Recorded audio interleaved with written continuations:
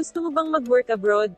Sa mga gustong magtrabaho sa South Korea as a factory worker, ang sweldo aabot 83,000 piso to 140,000 piso above dagdag overtime, monthly government at no placement fee, no salary deduction, no agency policy. POEA is the only authorized agency. Para malaman ang tamang proseso, attend lamang sa aming pre-orientation seminar every Saturday and Sunday, first batch 9 a.m.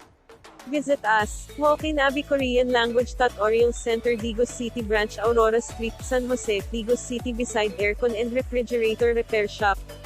094844555855. Qualifications: 18 hanggang 36 years old, male or female, any gender, elementary, high school, college grad or undergrad ay okay lang, di naman kailangan ang diploma sa pag-apply, no criminal record, not colorblind, tattoo okay lang, walang sakit na nakakahawa at dapat fit to work.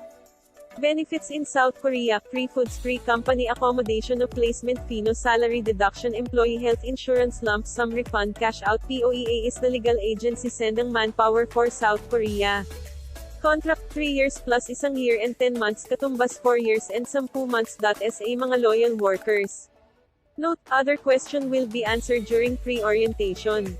Important reminder: para ma-schedule ka sa pre-orientation seminar, i-text ang iyong complete location and age 094844555855. Salamat po.